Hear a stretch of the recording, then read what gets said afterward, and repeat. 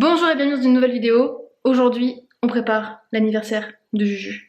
Et du coup, vu qu'on est en train de faire les préparations, qu'il y a des petites recettes et qu'il y a des recettes notamment que je ne connais pas et que je découvre aussi, c'est la sœur de Julien, Pauline, qui va un petit peu driver la vidéo, pendant que moi aussi je vais faire d'autres petites choses.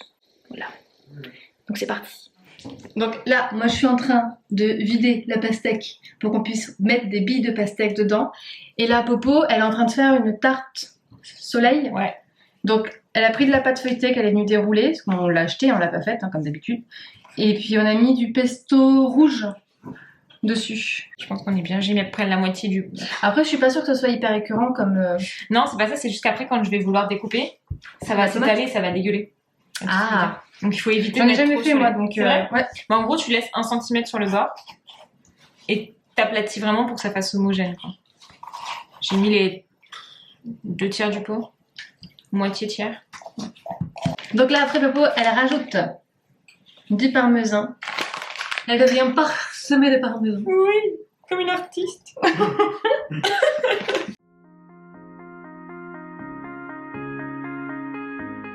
Du coup, Popo, elle a mis la pâte feuilletée, la deuxième pâte feuilletée dessus.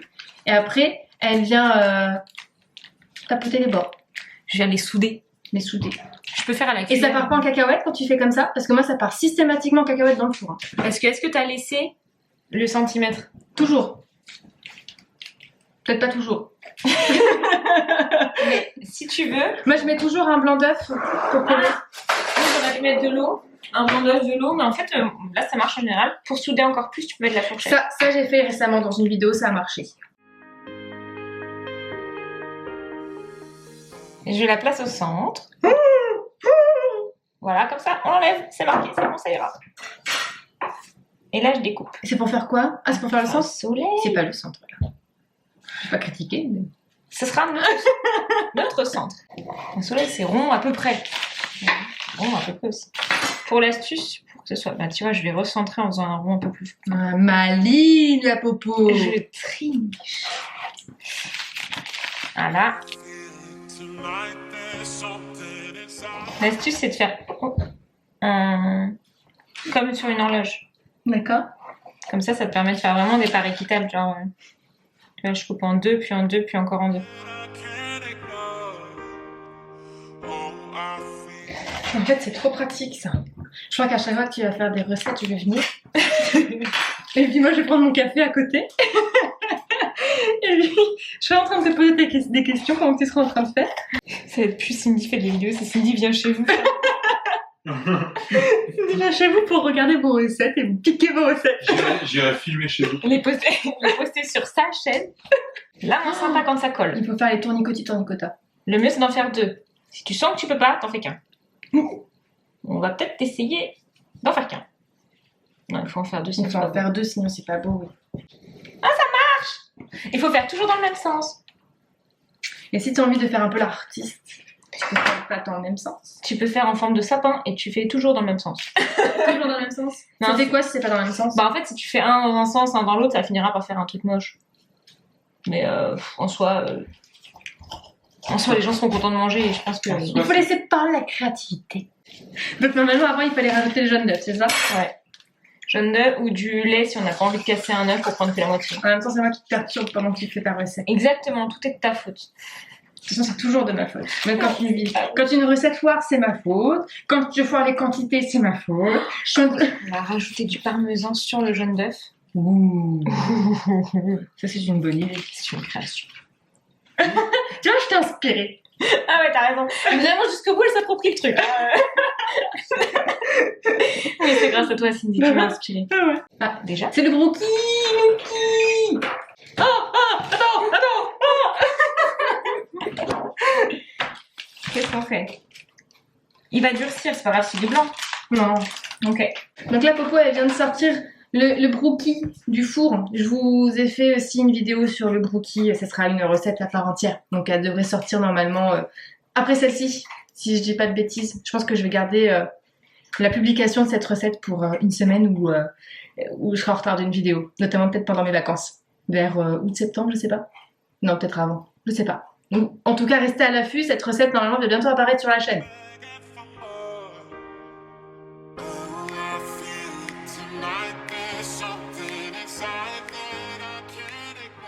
Est-ce que toi tu rajoutes un peu d'eau après dedans? Non. Moi je rajoute toujours un peu d'eau dedans. Ça fait un truc.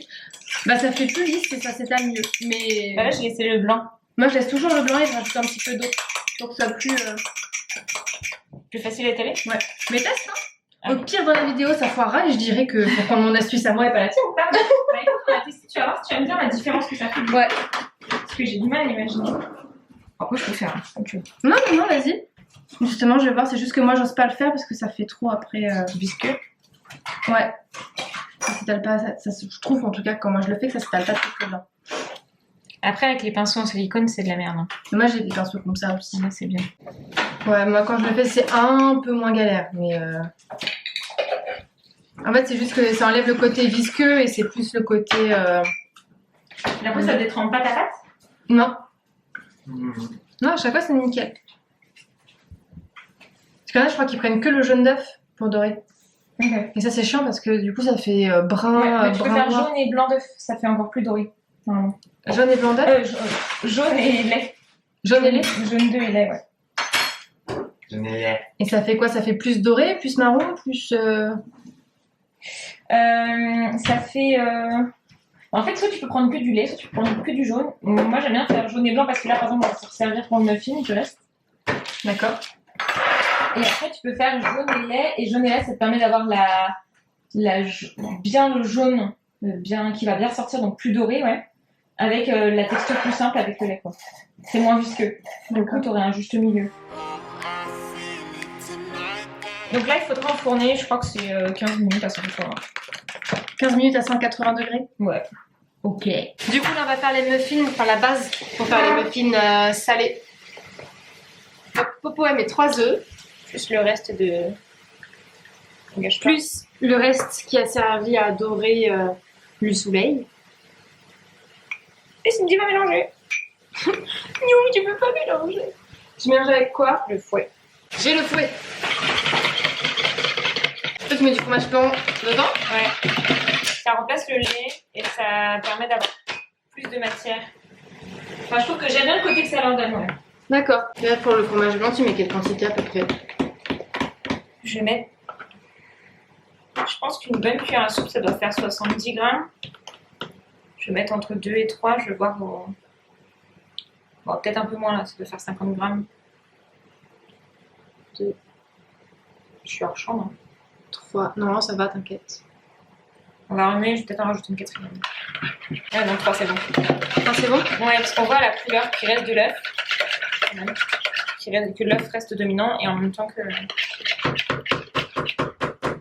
Si t'as un pâtissier ou un autre qui vient sur ta chaîne, il va voir ça, il va dire mais qu'est-ce que tu fous?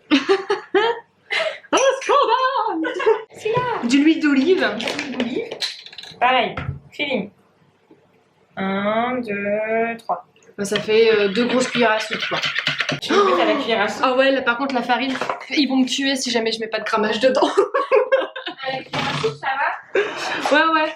Mais je fais à la cuillère à soupe et comme ça, moi, je vais voir au fur et à mesure avec la balance combien tu mets. On va dire 3. Ouais, ça me rassure, j'ai l'impression, je me sens moins seule à faire le dosage approximatif. 3 et je vais mettre un paquet de blanc entier par contre. Donc là, on est à 90 grammes de farine. Et un sachet de levure chimique, c'est ça? Ouais, petite bébé cuillère. 10 grammes en plus. Donc on est 100 plus sur du 100 grammes de farine là jusqu'à 100 présent. grammes, c'est pas mal. Voilà, donc ça fait une texture un peu un peu cake. Vas-y, mollo. Mollo. Ça c'est mollo. Donc de l'ail, du sel. Oh, comme il est trop beau. Une bonne pincée. Fais gaffe, c'est chaud. Du poivre. Donc là, Popo, elle a mis Plein de lardons. la moitié de la préparation dans un bol. L'autre, elle a laissé un saladier. Elle a rajouté donc les lardons. Donc je crois qu'il y avait à peu près 100 grammes de lardons qu'elle a rajouté dedans qui sont déjà cuits. Moi, à chaque fois, c'est des aliments fumés que j'achète. C'est pas des lardons. Mais je crois que de toute façon, ta maman, c'est pareil. Elle achète que des aliments fumés. C'est elle qui m'a fait découvrir ça. Une poignée, ça marche.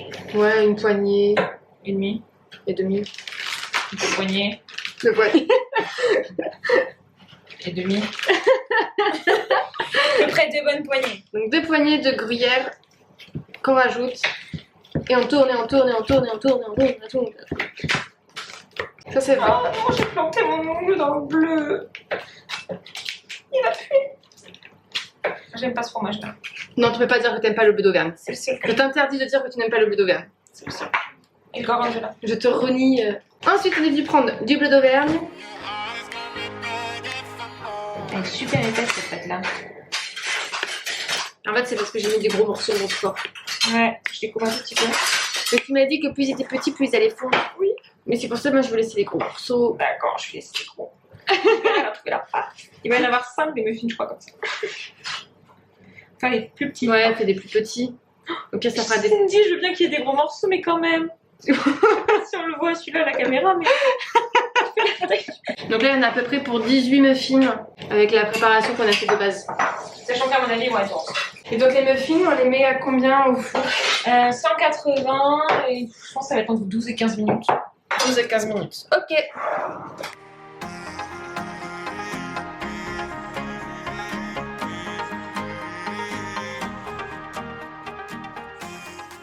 Donc voilà pour la vidéo d'aujourd'hui. Donc au final on a fait 3 préparations mais ça compte pour 2 préparations. On a un petit peu triché. Et là on va s'activer un petit peu. Il faut qu'on fasse tout ce qui est boisson, que on fasse les petites billes de pastèque, les petites billes de melon. Après il y a le houmous à faire, mais ça je l'avais déjà mis dans un vlog il me semble, la recette du houmous.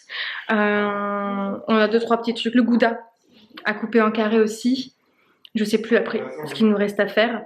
Et puis après il faut que je me prépare parce que je suis en mode pour traîner. Donc comme d'habitude si vous avez aimé cette vidéo je vous laisse la liker, vous abonner si c'est toujours pas fait. Et puis on se revoit demain dans une nouvelle vidéo.